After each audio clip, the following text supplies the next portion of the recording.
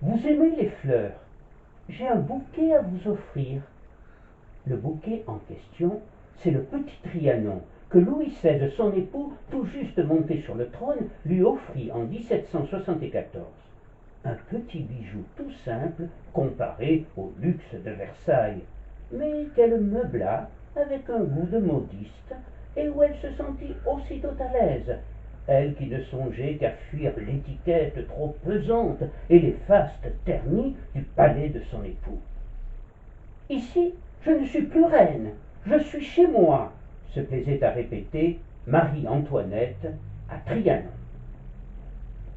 Elle fera régner à Trianon une clarté, une délicatesse, une réserve caractéristique de ce nouveau style qui porte le nom de Louis XVI, aussi injustement que l'Amérique celui d'Amérique Vespuce, écrira Stéphane Zweig. On aurait dû l'appeler le style Marie-Antoinette, tant elle l'aménagea à son goût, inventant petit à petit son propre royaume, un monde enchanté et solitaire, loin du monde réel, de la France, aux proies aux difficultés financières et dont le peuple réclamait de plus en plus fort du pain, du pain. Le roi, conscient de la gravité de la situation, convoqua les États généraux à Versailles pour tenter de résoudre, avec les députés des trois ordres, noblesse, clergé et tiers-État, les problèmes gigantesques du pays.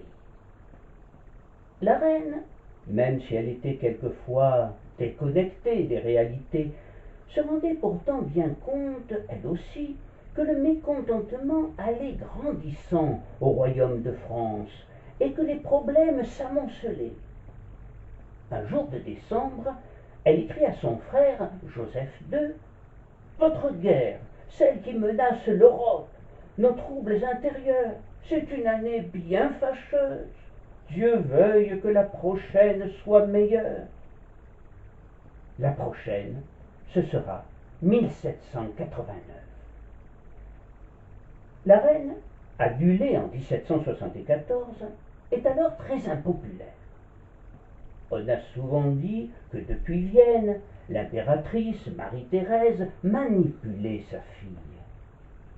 Cela est incontestable, et le redoutable surnom d'Autrichienne qui lui collera à la peau vient de l'entreprise menée par sa mère qui entretiendra une correspondance secrète avec elle, lui demandant d'intervenir dans les affaires internationales en faveur de la maison d'Autriche au mépris des intérêts de la France. En 1780, c'est Joseph II, son frère, qui reprend le flambeau. Et la reine s'efforcera toujours de répondre aux vœux de sa famille qu'elle aime, peut-on le lui reprocher, et dont les demandes lui paraissent justes, intervenant dans les affaires politiques, faisant et défaisant les ministères et forgeant ainsi cette impopularité qui n'ira qu'en grandissant et rejaillira sur le roi incapable de résister à ses désirs.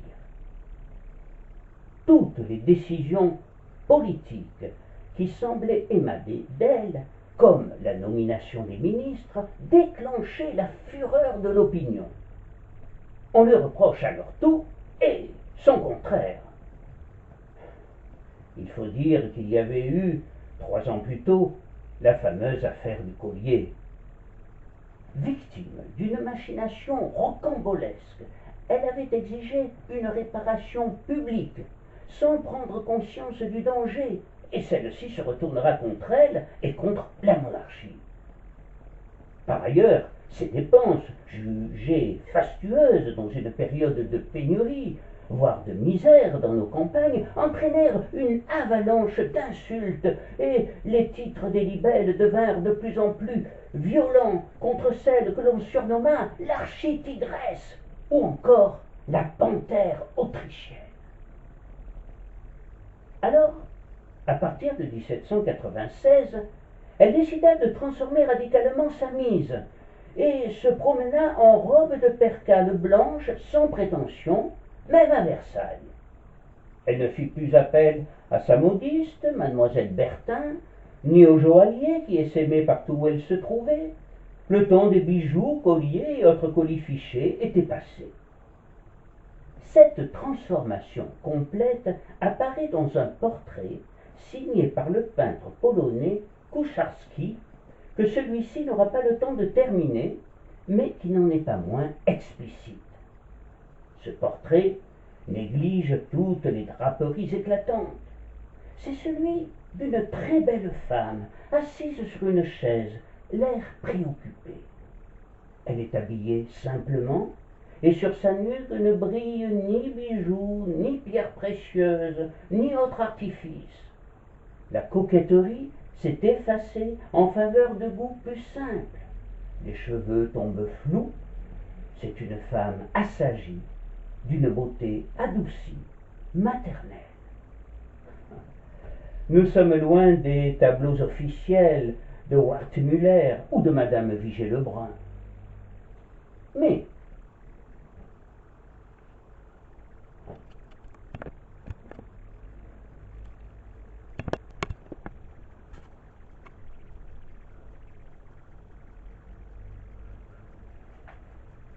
là aussi, contre toute attente, on l'accusa. On lui reprocha de se montrer en tenue de paysanne, indigne de son rang. Quoi qu'elle fît désormais, elle fut soupçonnée. On lui inventa même une vie privée libertine et scandaleuse, et on l'accusa de surcroît d'être une mauvaise mère. Lorsque, persuadée que l'air de Meudon pouvait être salutaire pour son fils aîné de santé fragile, elle l'envoya là-bas pour qu'il retrouve ses forces, on lui reprocha aussitôt d'abandonner son fils. Elle fera face, avec une grande énergie, à tous ses détracteurs. Mais elle voudrait que son époux, de son côté, fasse preuve de plus de sévérité vis-à-vis des insultes. Il faudrait, pense-t-elle, qu'une main de fer s'emparât de la situation.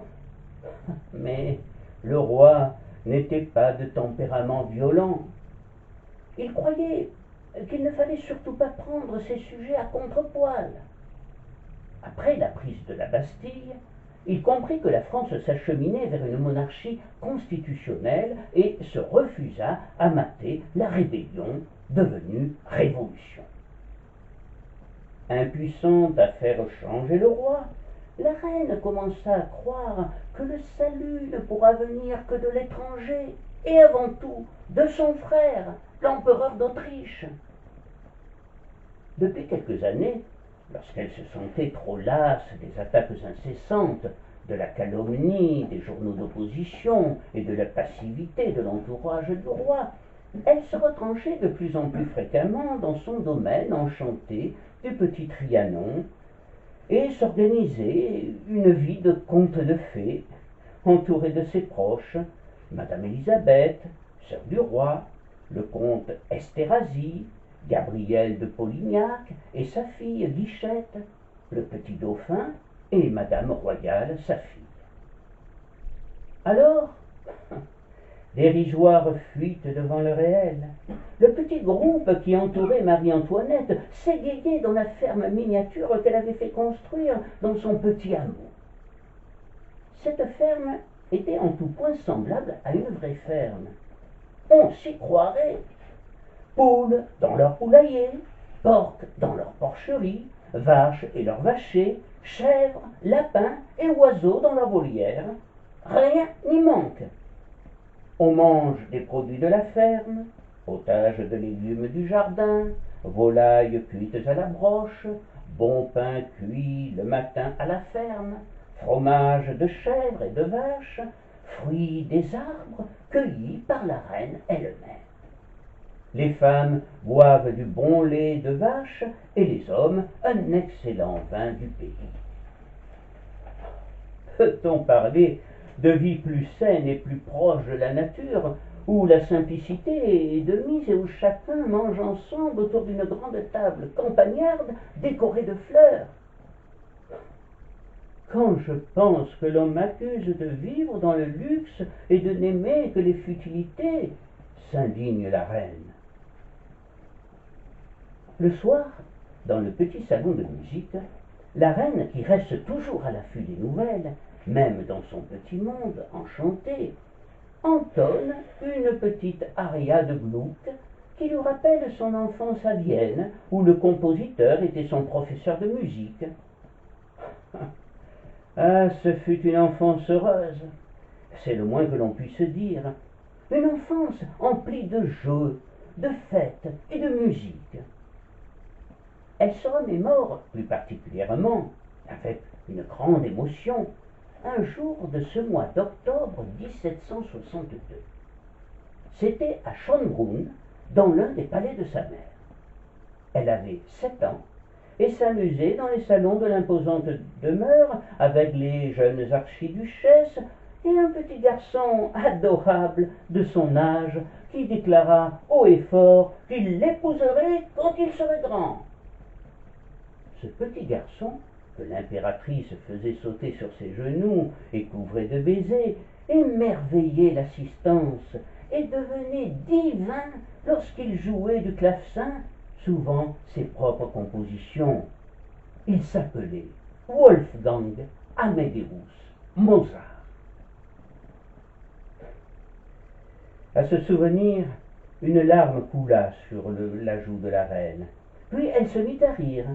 Elle était empreinte de nostalgie, mais néanmoins heureuse dans le temps présent, entourée de ses amis. Pourtant, ces moments de vie paisible, hors du temps, se feront de plus en plus rares dès 1788.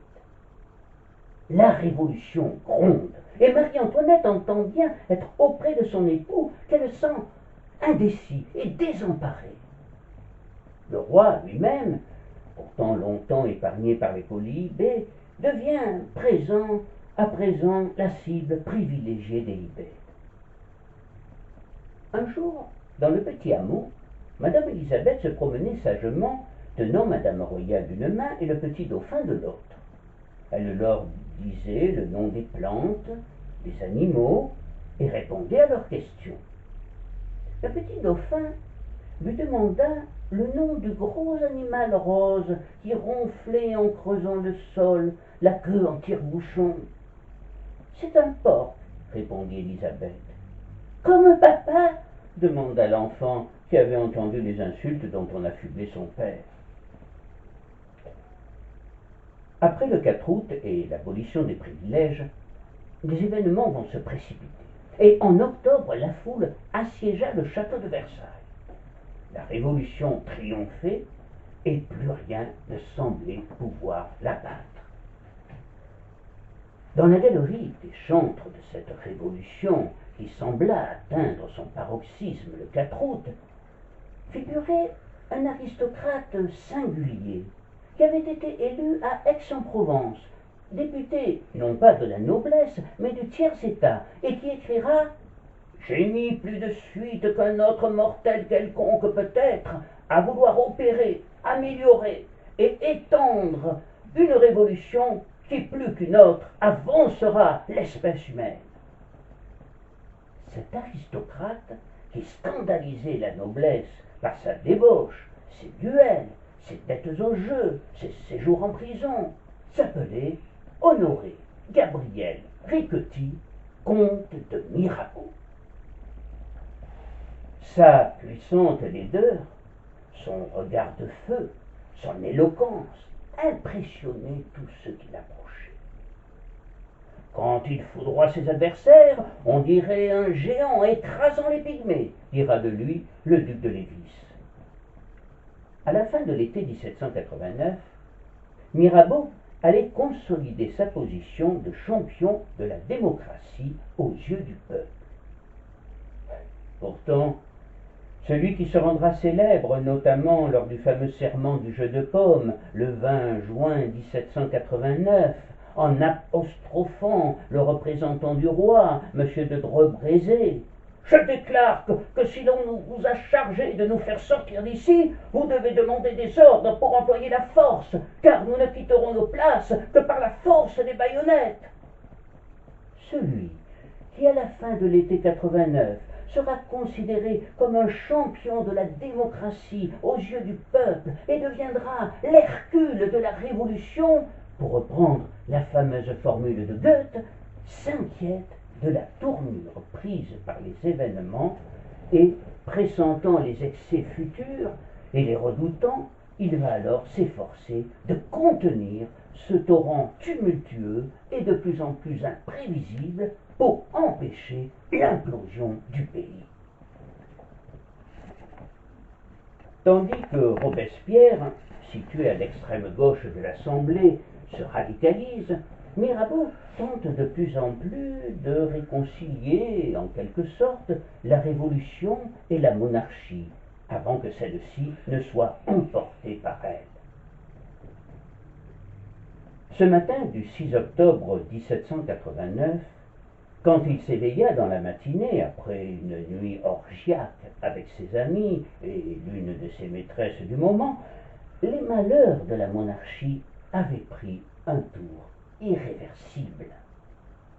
Les grilles du château avaient été forcées et la famille royale avait dû son salut qu'à l'arrivée de Lafayette. Mirabeau, informé des événements, se rendit aussitôt à l'Assemblée et fut effrayé de voir les grilles du château teintées de sang et les têtes des gardes massacrés par le peuple se balançant au bout des piques. Une foule en haillons avançait comme une marée vers la cour de marbre en criant « À Paris !» Comme son collègue Malouet était menacé par des hommes armés, Mirabeau joua du poing pour le dégager, et son courage ainsi que sa force physique surprirent les agresseurs. Dans le même temps, la fenêtre centrale du palais s'ouvrit, et Louis XVI apparut au balcon et lança d'une voix qui ne tremblait pas « Mes enfants, j'irai vivre au milieu de vous avec ma femme et mes enfants. » La foule cria alors « C'est la reine que nous voulons !» Marie-Antoinette sortit à son tour sur le balcon, mais eut un recul en voyant les fusils braqués sur elle. C'est alors que Lafayette, qui dirige la garde nationale, intervint. Exhortant la souveraine, il la ramena à la vue des spectateurs interloqués et il lui baisa ostensiblement la main. Ce geste théâtral fit sensation et retourna un moment la situation. On entendit même quelquefois « Vive la reine! Vive le roi !» Puis la clameur reprit à nouveau « À Paris! À Paris !» Ce jour-là, il est vraisemblable que Mirabeau fut alors sincèrement ému par la dignité de la reine. Il fit envoyer 100 députés pour accompagner Louis XVI et sa famille à Paris. Les voitures roulant au pas au milieu de la foule, ce n'est que dans la soirée qu'ils arrivèrent enfin au château des Tuileries, plus ou moins à l'abandon depuis plus de 60 ans, où ils s'installèrent tant bien que mal dans des pièces noires et froides. Dans les jours qui suivent, Mirabeau va s'efforcer de prendre la main et de se rapprocher de la cour afin de raisonner le roi et de le conseiller. Il est bien conscient de la trop grande proximité de la reine avec sa famille et de son impact néfaste pour la France, et il s'efforcera de couper le cordon ombilical, se heurtant, comme on peut l'imaginer, aux plus acharnés monarchistes qui tiraient la corde dans l'autre sens, et Marie-Antoinette, marquée profondément par les événements de l'été 1789 et les journées d'octobre au cours desquelles le roi dut s'incliner devant le peuple et accepter de quitter Versailles pour s'installer à Paris, se laissait entraîner dans son inconscience vers le gouffre. Quant à Mirabeau, il commença alors à rêver d'un gouvernement constitutionnel où il se trouverait par ailleurs en bonne place. Pourquoi pas ministre d'État? Mais l'Assemblée s'en inquiéta et décréta le 7 novembre qu'aucun député ne pourrait devenir ministre pendant la durée de la session. C'était là une manière habile de lui barrer l'accès au pouvoir. Toutefois, la mesure ne put empêcher son influence de s'accroître, même si son rapprochement de la cour allait quelque peu nuire à sa popularité, au profit de celui qui faisait figure de concurrent direct, Lafayette. Le héros des deux mondes espère, comme lui, que s'établisse une monarchie modérée, et comme lui, rêve d'en être le support et l'arbitre. Le problème pour Mirabeau est que si Lafayette est apprécié par Marie-Antoinette, lui, Mirabeau, le débauché, le dépravé, lui fait horreur, tant par son physique que par sa réputation de débauché, et cette animosité de la reine le dessert même auprès de Louis XVI. Il est pourtant bien persuadé que lui seul peut parvenir à ce que cette révolution qu'il a, on pourrait presque dire, portée sur les fonds baptismaux, ne se transforme pas en cheval fou que l'on ne peut maîtriser, et parce qu'il sent confusément que le gouffre est au bout du chemin, il veut sauver tout le monde, la monarchie, la révolution, le peuple qui croit à lui, et la France menacée par presque toutes les nations d'Europe. Mais voilà, pour convaincre le roi de l'écouter, il fallait convaincre la reine.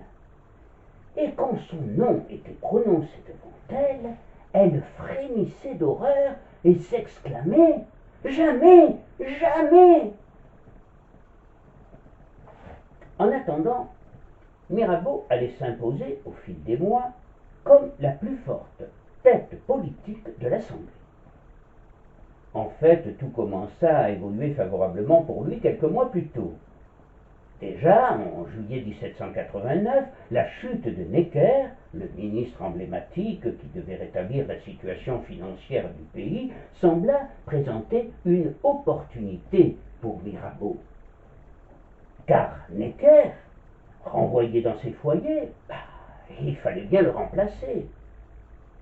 Si le fameux décret du 7 novembre 1789 est rapporté, la place reviendrait au député le plus influent, ou s'il ne l'est pas, à la faction qu'il représentera. Mirabeau pense alors qu'une chance à saisir absolument s'offrait à lui. Lafayette, chef très populaire de la force armée, avait pourtant toutes les chances de l'emporter. Mirabeau n'était pas dupe, et il tenta alors une alliance avec lui, mais en vain. Alors il se décida pour la guerre secrète contre son rival. Elle se matérialisa par une série de notes adressées à la cour, dont la première, au mois de mai, ne sera qu'une diatribe violente contre Lafayette. Dans la seconde note, datée du 20 juin, il ira jusqu'à l'accuser de velléité dictatoriale. En fait, cette seconde note eut surtout l'avantage, par son habileté, de modifier la position de la reine à son égard. C'est dans celle-ci que se trouve la fameuse phrase « Le roi n'a qu'un homme, c'est sa femme ». Une phrase qui visiblement plut à Marie-Antoinette, d'autant plus qu'il complétait cette affirmation par ces paroles émouvantes. Il n'y a de sûreté pour elle que dans le rétablissement de l'autorité royale. J'aime à croire qu'elle ne voudrait pas de la vie sans couronne, mais ce dont je suis bien sûr, c'est qu'elle ne conservera pas sa vie si elle ne conserve pas sa couronne. Le moment viendra bientôt où il faudra essayer ce que peuvent une femme et un enfant à cheval. C'est pour elle une méthode de famille.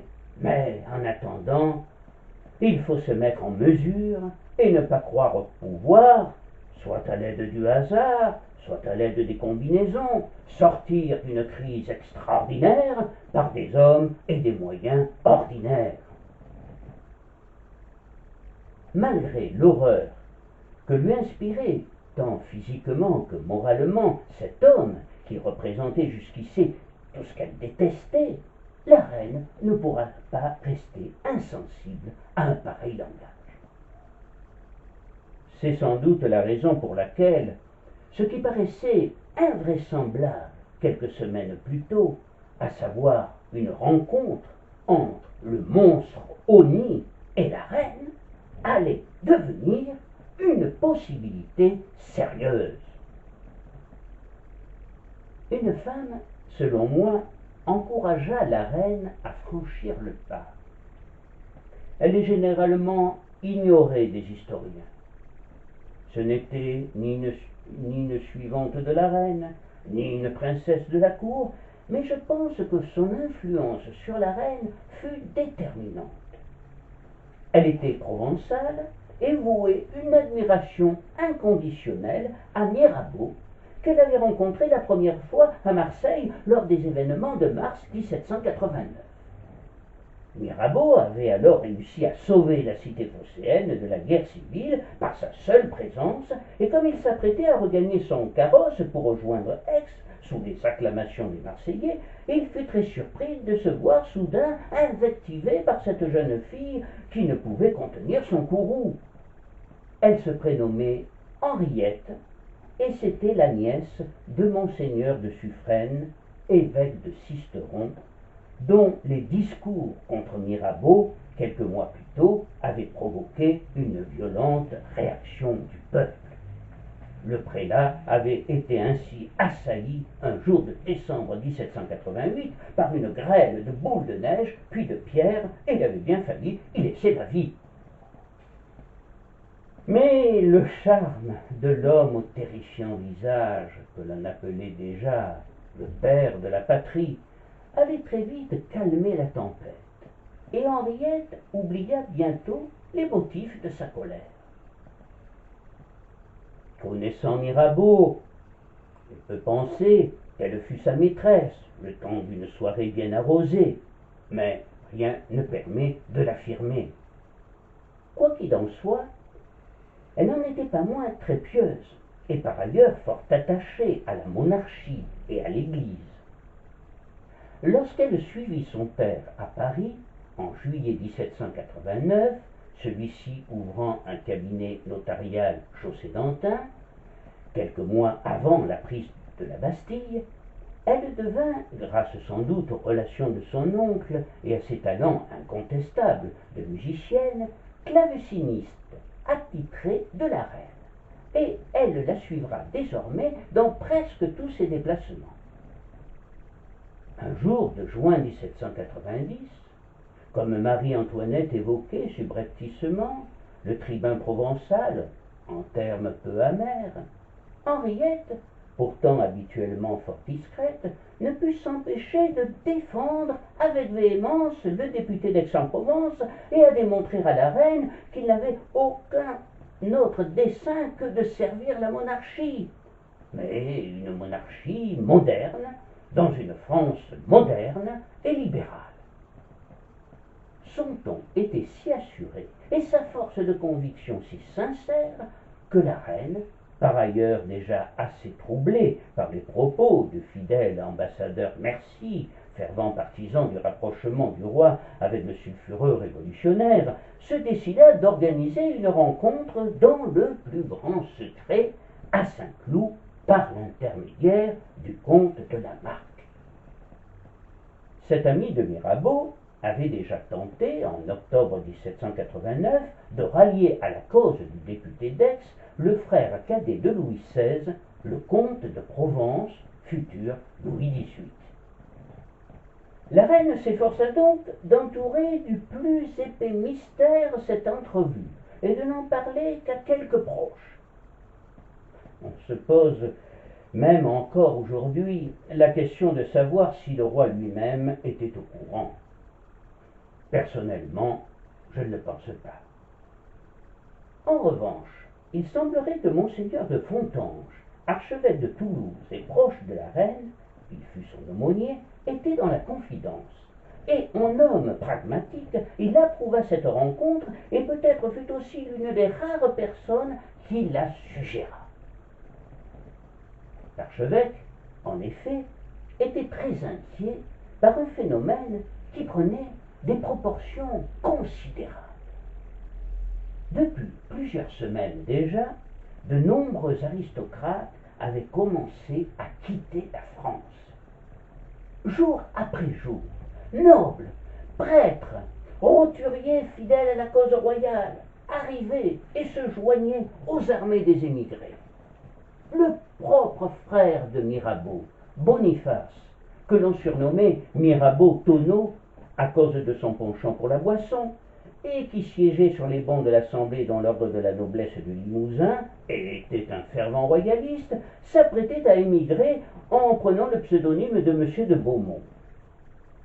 L'extravagant Mirabeau Tonneau rejoindra en août les États du cardinal de Rohan, prince-évêque d'Ettenheim, et créera les fameux hussards de la mort. Il fallait arrêter l'hémorragie, et surtout que la famille royale désapprouve officiellement cet exode préjudiciable à l'image de la monarchie fédératrice, de toutes les bonnes volontés et proche du peuple. C'est sans doute ce que pensait Monseigneur de Fontanges, et c'était ce que pensait assurément Mirabeau, qui était persuadé que cette émigration, si elle s'accentuait encore, ne pouvait que radicaliser davantage la Révolution. Mirabeau est alors lucide, terriblement lucide. Et il est sans doute celui qui analyse le mieux la situation et pressent les dangers pour la France d'une révolution qui sombrerait dans la violence et le sang. À Barnave, qui l'interpelle sur la situation chaotique de la France, il répond « La société serait bientôt dissoute si la multitude s'accoutumait au sang et au désordre, se mettait au-dessus des magistrats et bravait l'autorité des lois. Au lieu de courir à la liberté, le peuple se jetterait bientôt dans l'abîme de la servitude, car trop souvent le danger rallie à la domination absolue, et dans le sein de l'anarchie, un despote même paraît un sauveur. » Ah, si Mirabeau avait vécu, c'est son génie, à la fois révolutionnaire et lucide, véhément et sage, qui aurait peut-être sauvé la liberté et la patrie, écrira Jean Jaurès dans son histoire socialiste de la Révolution française. Au château de Saint-Cloud, quoique la garde y fût montée de près, on peut parler cependant d'apparence de liberté par rapport aux Tuileries, et Marie-Antoinette s'y sentait plus à l'aise et savait fort habilement déjouer la surveillance. On peut penser que la reine était quelque peu anxieuse de rencontrer l'homme qu'elle considérait, il y a peu de temps encore, comme le vrai responsable des journées d'octobre. « J'ai trouvé un endroit, écrira-t-elle à Mercy, non pas commode, mais suffisant pour le voir et pallier tous les inconvénients des jardins et châteaux. » Le parc de Saint-Cloud offrait de nombreuses cachettes dont bénéficiera ce même été Axel de Fersen.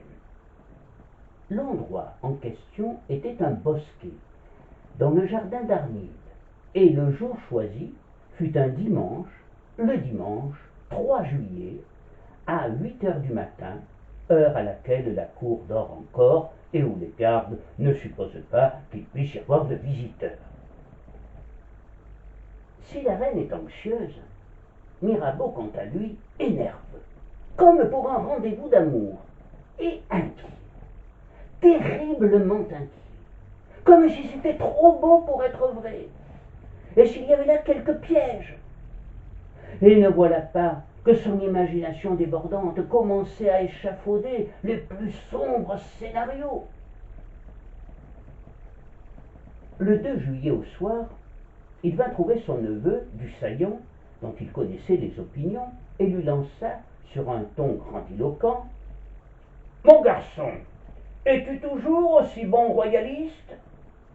Un peu surpris par la question, le jeune homme répondit néanmoins sans hésiter, « Toujours, mon oncle. » Mirabeau, en se frottant les mains, lui dit alors, avec une pointe d'ironie: puisque tu es si dévoué au roi, je vais t'offrir une occasion de le servir. Et il s'empressa de lui dévoiler ses plans. Il lui annonça tout d'abord qu'il viendrait passer la nuit du 2 au 3 chez sa sœur, dans la maison des Dussaillons à Passy. Au matin du 3, le neveu, travesti en cocher, prendrait la direction de Saint-Cloud et le conduirait aux abords du château. Là, Dussaillons arrêterait la voiture sur une petite route jouxtant le parc, puis le tribun, le visage dissimulé, son chapeau baissé sur les yeux, descendrait après avoir accordé sa montre à celle de son neveu. Il remonterait ensuite le col de son manteau comme un conspirateur et franchirait ensuite l'entrée du parc dans le plus grand silence, par une petite porte latérale laissée ouverte à son intention. Mirabeau avait tout calculé, avec minutie, et les choses se passèrent exactement comme il avait prévu, sans le moindre incident.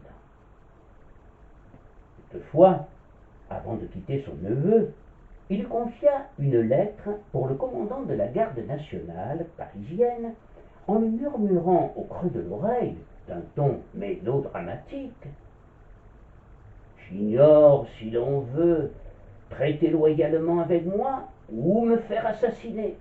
Si donc je ne suis pas de retour dans une heure, pars toute bride, remets cette lettre à son adresse, fais sonner le tocsin et annonce au peuple la perfidie de la cour.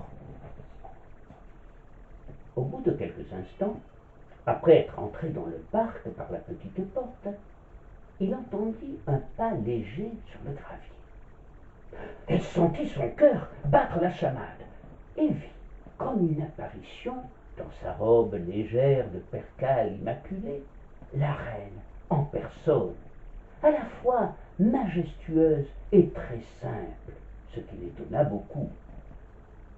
Aussitôt, il s'inclina respectueusement, en esquissant une sorte de révérence.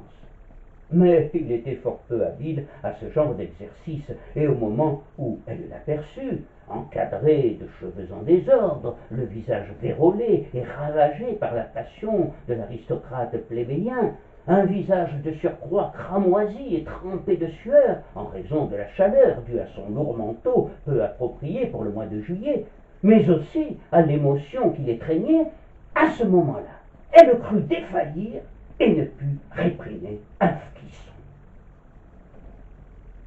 Quant à sa petite chienne, Châtaigne, qui l'accompagnait partout et restera même dissimulée sous ses jupes quand elle sera conduite à l'échafaud, elle, d'ordinaire si sage, grognait et montrait les dents dans un réflexe de défense et pour tenter de dissimuler son effroi. Mirabeau remarqua la réaction épidermique de la souveraine, mais il y a longtemps qu'il était habitué à l'émoi qu'il suscitait généralement. La plupart des hommes, même les plus vaillants, et toutes les femmes sans exception, même la douce Sophie de Monnier, eurent, en le voyant pour la première fois, un mouvement irrépressible de recul. Mais la fascination puissante de sa laideur ne fait pas qu'effrayer, elle peut aussi retenir, et c'est l'une des ressources secrètes de Mirabeau que de transformer ce premier mouvement d'horreur en admiration, en ravissement, voire même, et plus qu'une fois en ce qui concerne la gent féminine, en passion effrénée et fougueuse. Combien de femmes succombèrent-elles à cet étrange pouvoir? Il est bien difficile de répondre à cette question, mais ce qui est certain, c'est qu'elles étaient âgées de 7 à 77 ans et appartenaient à tous les milieux sociaux, des femmes du monde comme des bergères, des femmes cultivées comme des filles simples sans instruction, des filles publiques comme des nonnes vouées au Seigneur. Alors, le plus extraordinaire dans cette rencontre inusitée, et ceci dès la première seconde, c'est tout simplement que le miracle ne se produisit pas avec la reine. Le singulier pouvoir de Mirabeau fut inopérant avec elle. Elle resta de glace.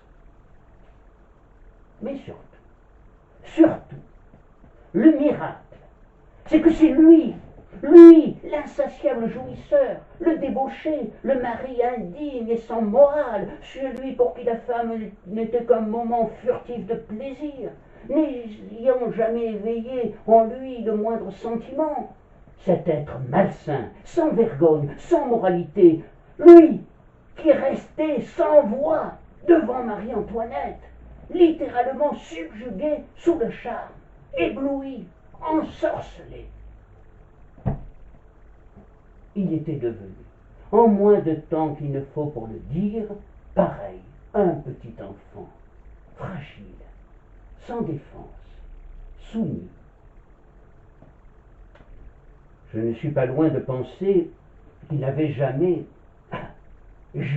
ressenti de sa vie pareil sentiment avec aucune autre femme. En tout cas, à Saint-Cloud, la seule chose dont on est sûr, et tous les historiens s'accordent sur ce point, c'est que ce n'est pas Mirabeau qui subjugua la reine, comme on aurait pu le penser, mais la reine qui subjugua Mirabeau. L'orateur remarquable, le tribun exceptionnel, ne put face à elle que bredouiller quelques mots anodins. La noblesse de Marie-Antoinette, sa dignité naturelle et sa vivacité d'esprit agissaient avec un charme invincible sur la nature inflammable et passionnée du député d'Aix. Par ailleurs, le courage indéniable de cette femme, confrontée aux pires épreuves, éveilla aussi sans doute chez lui une grande sympathie.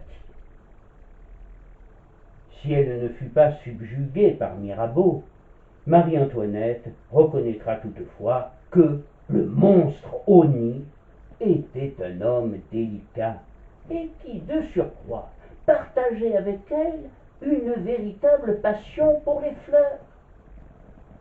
Dans son cabinet, où il peaufinait ses discours ou rédigeait son courrier, il était toujours environné de fleurs fraîchement coupées. En fait, on ne sait que peu de choses sur leur conversation, si ce n'est qu'elle se poursuivit durant plus d'une heure, et que Marie-Antoinette avoua ensuite à Lamarque qu'elle avait acquis la conviction du dévouement sincère de Mirabeau à la cause de la monarchie. Comme elle se déroula sans témoin direct, on ne peut pas prendre en considération de façon sérieuse les rapports de Madame Campan, la femme de chambre de la reine, qui prétendit tout savoir. Mais tout laisse à penser, toutefois, que Mirabeau planait sur un petit nuage et but les paroles de la reine comme un élixir.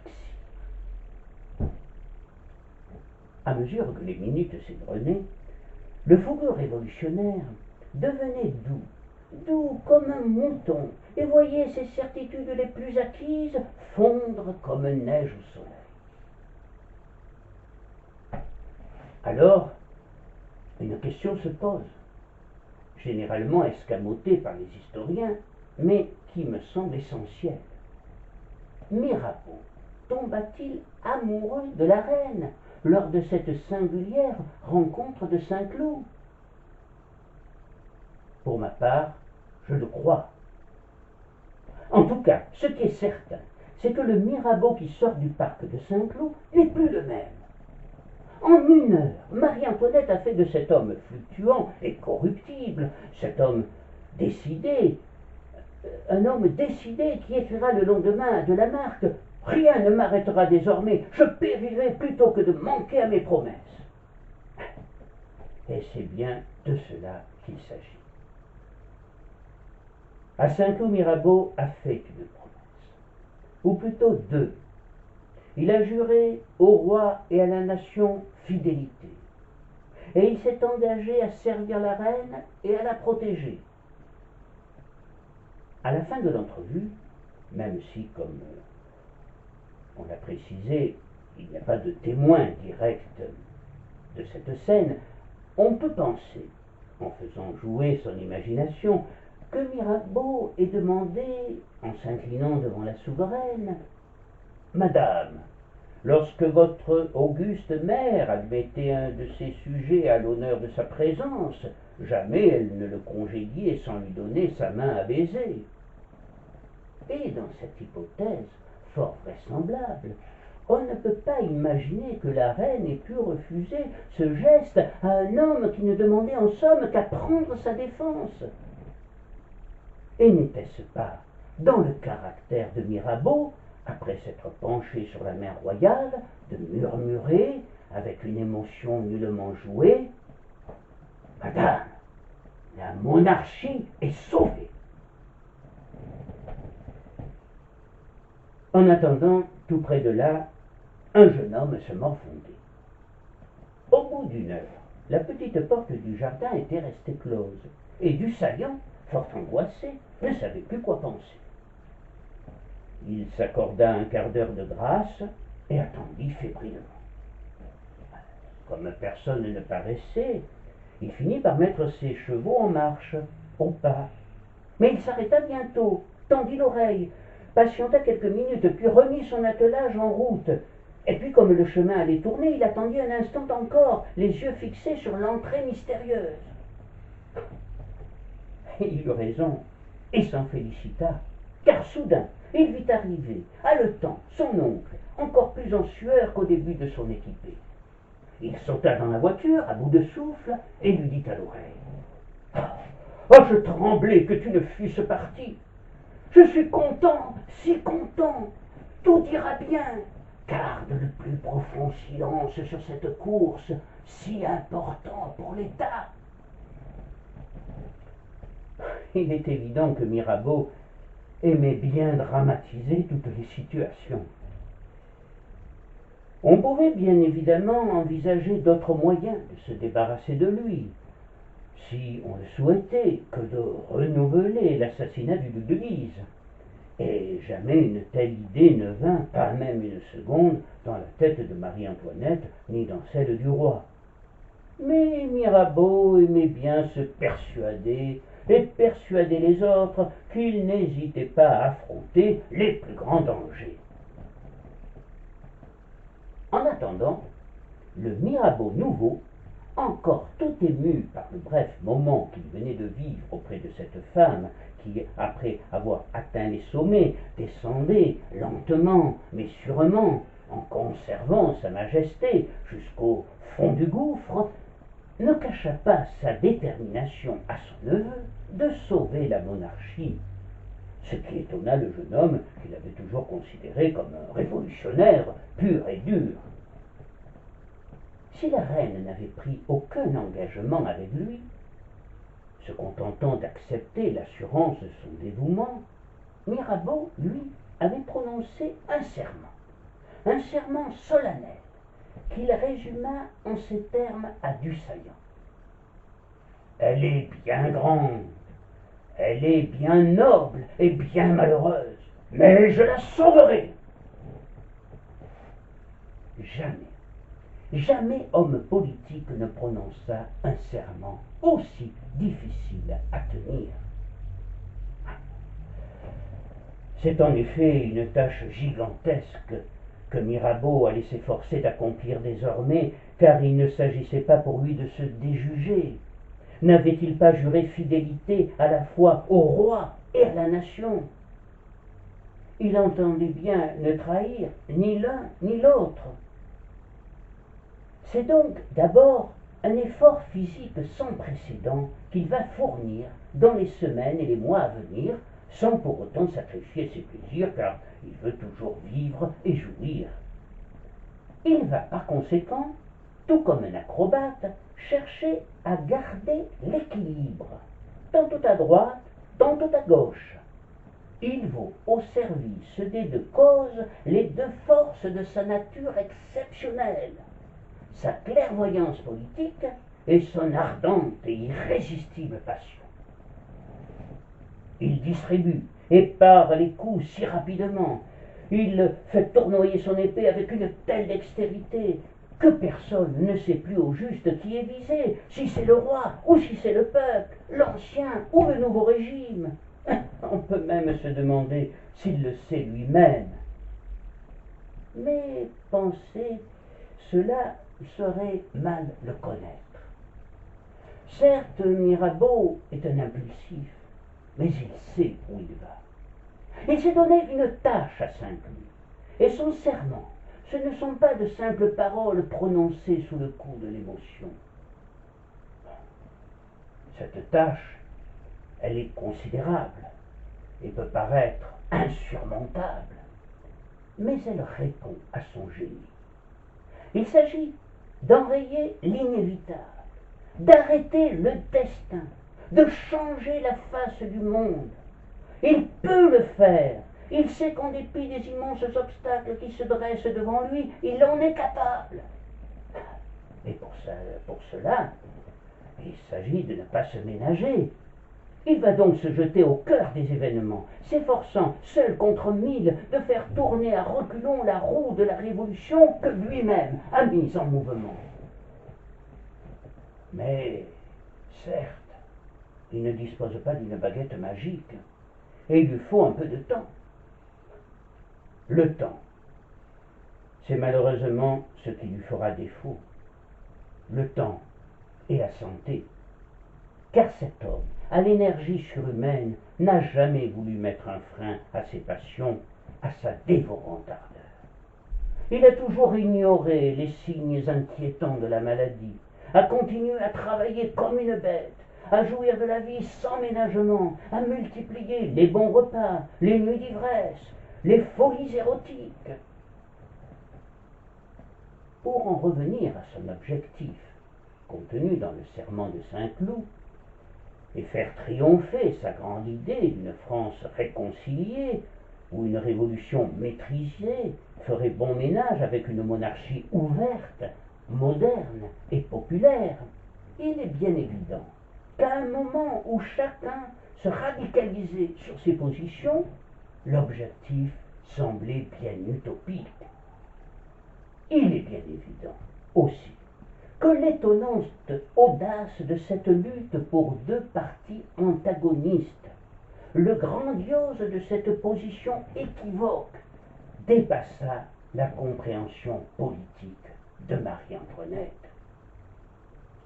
Plus les mémoires que soumet Mirabeau sont hardis, plus les conseils qu'il donne deviennent diaboliques, plus s'effraie une femme à l'esprit simple et logique.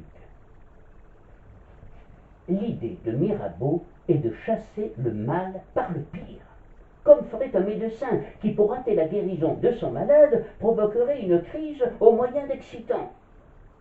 Il s'agit pour lui de ne pas repousser le mouvement populaire qu'il a lui-même déclenché, mais de le canaliser, de ne pas combattre l'Assemblée nationale de front, mais d'exciter secrètement le peuple et d'attiser son mécontentement pour qu'il la chasse de lui-même.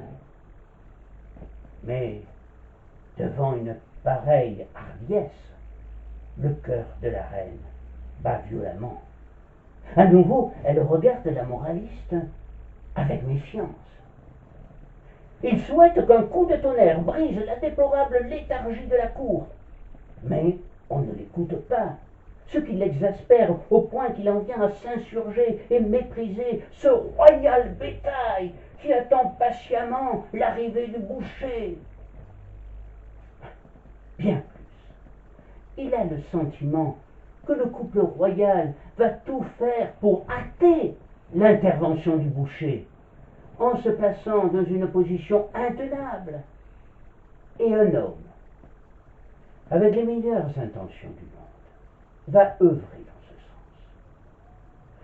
Les visites fort discrètes de ce personnage mystérieux seront fréquentes durant l'été 1790, lors du séjour de la cour à Saint-Cloud, tout au moins si l'on se fie au comte de Saint-Priest, alors ministre de Louis XVI.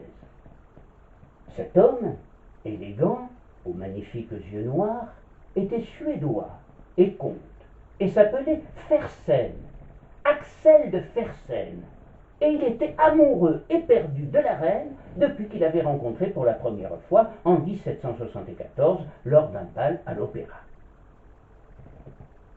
Je fus averti, écrira Saint-Priest, qu'un sergent des gardes françaises avait dit que, rencontrant Fersen à 3 heures du matin sortant du château, il avait été sur le point de l'arrêter. Je crus devoir en parler à la reine et lui observer que la présence du comte de Fersen et ses visites au château pouvaient être de quelque danger. Dites-le lui, répondit-elle, si vous le croyez à propos. Quant à moi, je n'en tiens compte. Et les visites continuèrent comme de coutume.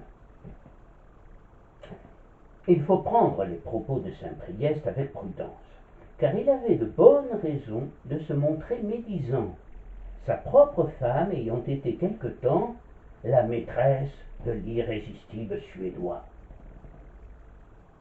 Quoi qu'il en soit, même si Marie-Antoinette n'était plus sensuelle comme par le passé, et qu'elle apparaissait même austère par nature plus que par raison, comme le disait son frère Joseph II, et qu'il est peu probable qu'il y eut entre eux des relations charnelles, d'autant plus que Fersen était bien trop respectueux envers elle, il est notoire que le Suédois fut le grand amour de la reine et qu'elle écoutait religieusement ses avis. Chapitrée par Fersen, elle souhaitera de plus en plus ouvertement une intervention des puissances étrangères contre la France, ce dont ne voulait pas dans un premier temps Louis XVI. Sans le savoir, elle sciait la branche sur laquelle elle était assise et réduisait à néant les efforts de Mirabeau pour la sauver et pour sauver la monarchie. C'est Fersen qui sera, en juin de l'année suivante, le principal instigateur et organisateur de la folle fuite de Varennes qui asséna un coup fatal à la monarchie française. Quelques jours après l'entrevue de Saint-Cloud, Mirabeau défendait à l'Assemblée le principe d'une liste civile élevée. 36 millions pour le train du roi. L'Assemblée en accordera 25, ce qui permettait à Louis XVI de disposer désormais, de façon légale, de crédits substantiels selon son bon plaisir. Mais, en contrepartie, Mirabeau dut consentir à s'associer au vote proposé par Mathieu de Montmorency sur la suppression des titres de noblesse, ce que cet aristocrate dans l'âme fera à contre-cœur.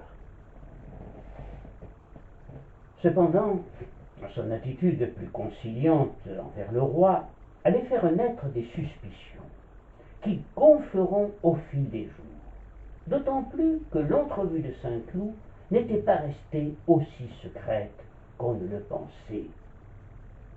Dès le 5 juillet,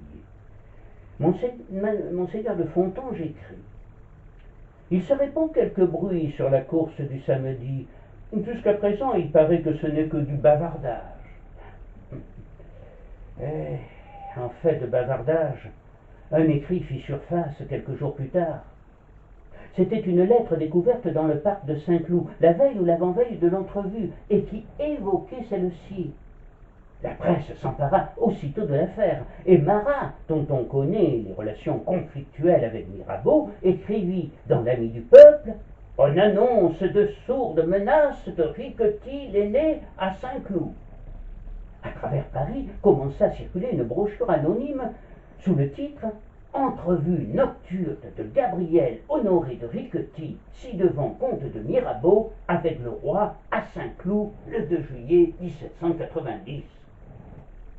Une offensive de grande ampleur se développa contre Mirabeau et un papier sulfureux commençant par ces mots « Mirabeau l'aîné est un scélérat prêt à se vendre à tous les partis » fut reçu par tous les députés.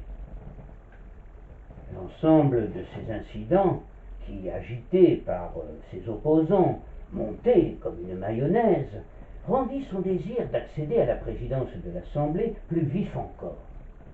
Il pensait ainsi pouvoir éteindre l'incendie et affirmer sa situation parlementaire alors que se préparait la grande réconciliation générale où chacun espérait tirer le plus grand profit.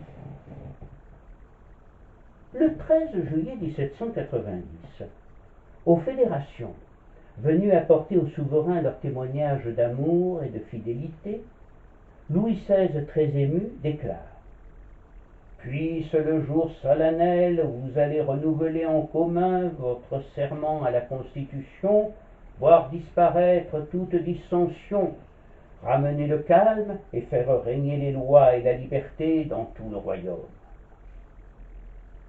Le lendemain, sous une pluie battante, est célébré au Champ de Mars, aménagé en cirque, avec l'hôtel de la Patrie au centre, des galeries tout autour, un trône pour le roi et une tribune pour la reine, le premier anniversaire de la prise de la Bastille, qui entrera dans l'histoire sous le nom de Fête de la Fédération.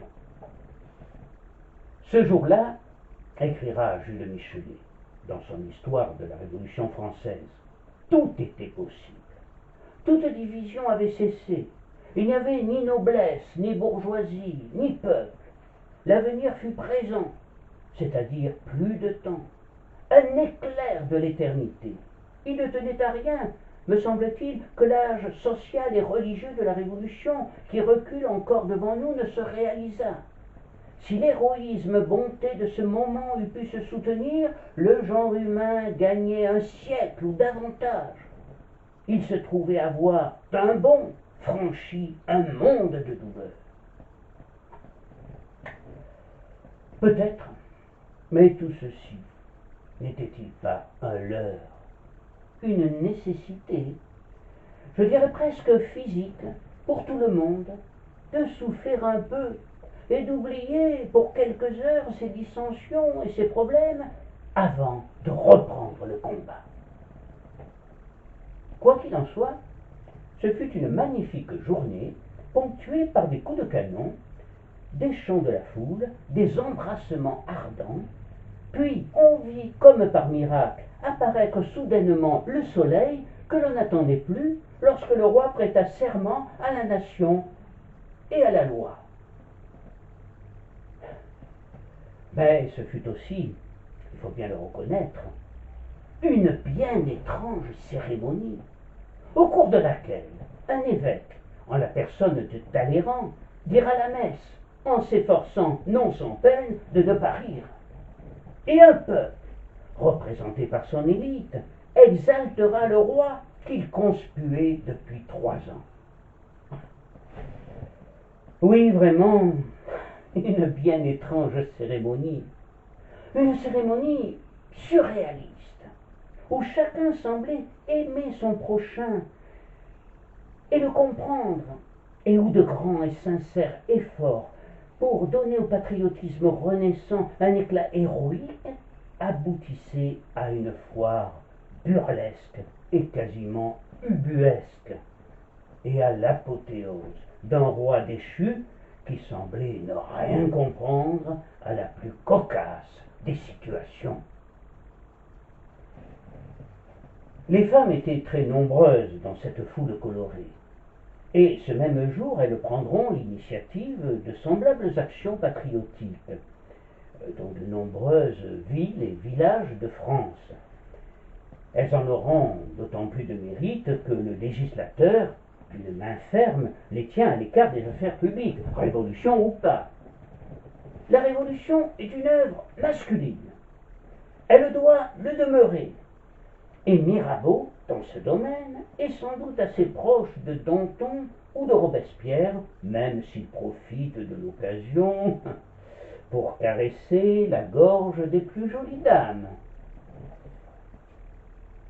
En fait, il faut remarquer que l'entrevue de Saint-Cloud lui a permis, semble-t-il, de poser un regard différent sur les femmes qu'il commence à ce moment-là, malgré ces quelques gestes déplacés dans l'ambiance festive de ce 14 juillet, à ne plus considérer comme un objet de plaisir. On sait qu'à la fin de cette année 1790, elle s'autorisait à participer à la vie politique. Parmi les plus connus, il faut citer Olympe de Gouges, pionnière du féminisme, qui milita pour de profondes réformes sociales et pour l'abolition de l'esclavage des Noirs, encouragée par Mirabeau. Théroigne de Méricourt, Madame Roland, la séduisante épouse du ministre girondin du roi en 1792, ou encore Charlotte Corday, qui assassina Marat dans sa baignoire. Lors de cette étrange journée, Mirabeau songea certainement, lorsque le roi prêtait serment, à son propre serment, celui de Saint-Cloud. Et il aurait pu penser que cette apparente réconciliation entre le peuple et son roi, une réconciliation impensable quelques jours plus tôt, était de bon augure, et qu'il était donc sur le point d'honorer son serment. Mais il n'était pas dupe, et il ne se laissa pas prendre à cet alléchant miroir aux alouettes. Cette journée singulière fut incontestablement un leurre, et sans doute peu de gens, parmi ceux qui la vécurent, témoins ou acteurs, ne le réalisèrent, à l'exception de Mirabeau et sans doute de la reine. De surcroît, cette journée fut aussi, selon moi, extrêmement dangereuse, en ce sens qu'elle trompa tout le monde. Elle trompa les gens d'ordre sur leur nombre, Lafayette sur sa force, le roi sur sa popularité. Marie-Antoinette, les rubans tricolores dans les cheveux, le petit dauphin dans les bras qu'elle soulèvera durant plusieurs minutes sous les acclamations du peuple, même si elle faillit se laisser emporter dans l'euphorie générale, reprendra vite ses esprits. Son idée de fuir vers l'Autriche ne l'abandonnait pas, même si elle avait encore quelques illusions. Toute la nuit, on dansera, on s'embrassera. La révolution, disait-on, est finie, bien finie. Une nouvelle ère de fraternité, de paix, de bonheur commençait. Mais, dès le lendemain, les illusions s'envolèrent. Le peuple restait versatile. Il recommença le pillage des châteaux et le massacre des aristocrates. Le désordre et l'indiscipline bouleversèrent les régiments où des mutineries se multiplièrent. La noblesse redevint hautaine, et quelques mois plus tard, la reine harcela de nouveau son époux avec encore plus de véhémence pour qu'il décide de quitter la France. Mirabeau était presque l'unique frein à un tel départ qui, affirmait le tribun, serait pour Louis XVI catastrophique et contraire à la dignité royale. Et puis, rajoutait-il en levant les bras au ciel, un roi ne fuit pas devant son peuple. Mais pour le député d'Aix, sa situation politique de plus en plus aboutissait à une impasse. Aux yeux du peuple, il servait la cour, et aux yeux de la cour, il restait un aventurier, intelligent mais dangereux et peu fiable. Les temps sont durs, comme il disait quelquefois avec fatalisme. Il n'en continua pas moins de poursuivre dans sa voie, avec acharnement, la seule qui lui semblait possible, tout en avançant des propositions nombreuses et audacieuses dans le domaine économique et social, mais en général toujours fraîchement accueillies à l'Assemblée. Fort en avance sur son temps, il préconisa par exemple une retenue obligatoire sur le salaire pour constituer un fonds de retraite. C'est là une première amorce de la sécurité sociale qui ne sera créée que 155 ans plus tard par les ordonnances d'octobre 1945 promulguées par le gouvernement du général de Gaulle à la Libération. Du côté de la reine, les toutes dernières illusions s'envolèrent pour elle lorsque le roi, le cœur déchiré, décida de signer en mars 1791 le décret relatif à la constitution civile du clergé voté par l'Assemblée. Le mois suivant, le 2 avril, épuisé par la maladie et les excès de toutes sortes, Mirabeau meurt à 8 heures du matin. La veille au soir, il prononçait ces paroles pathétiques qui traduisaient toutes ses inquiétudes sur l'avenir et sa clairvoyance. J'emporte dans mon cœur le deuil de la monarchie dont les débris vont devenir la proie des factieux. On peut imaginer que son plus grand regret fut de ne pas avoir réussi à honorer son serment, le serment de Saint-Cloud. On ne sait si la reine éprouva un commencement de tristesse en apprenant la mort de l'homme qui fit tout pour la sauver. En tout cas, sans s'en douter, elle et la monarchie perdaient en lui son unique allié dans la lutte contre une révolution devenue incontrôlable.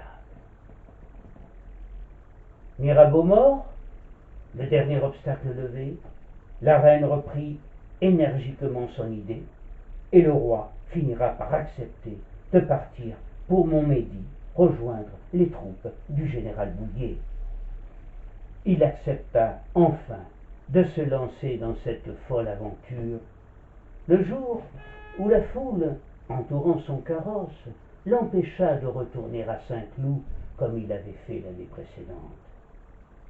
Comme il tentait de négocier avec elle, il finira par s'exclamer, excédé: « Oh, il serait étonnant qu'après avoir donné la liberté à la nation, je ne fusse pas libre moi-même. » Pour toute réponse, il reçut une volée d'injures, mais il refusa de proclamer la loi martiale comme le lui proposait Lafayette et de recourir à la force. « Je ne veux pas qu'on verse du sang pour moi, » dira-t-il.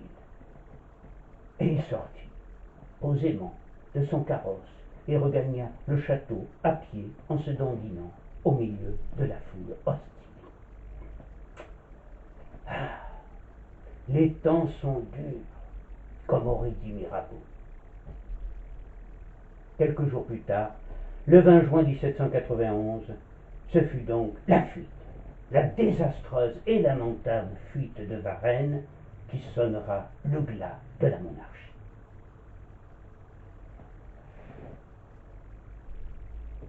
Deux ans et 4 mois ont passé.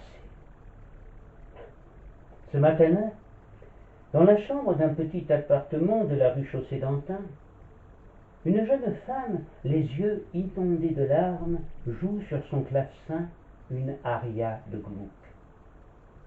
Henriette de Suffren semble effondrée, même si ses doigts sont toujours aussi lestes sur les touches. Sa respiration est oppressée et des gémissements incontrôlables se mêlent parfois à ses sanglots, mais elle continue à jouer comme une automate. Nous sommes le 16 octobre 1793.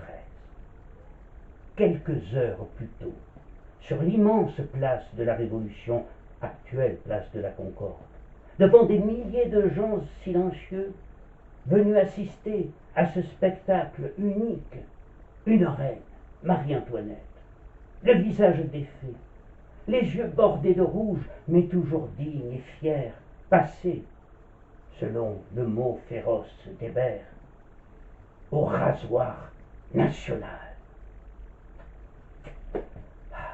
Ah, les temps sont durs. Et voilà.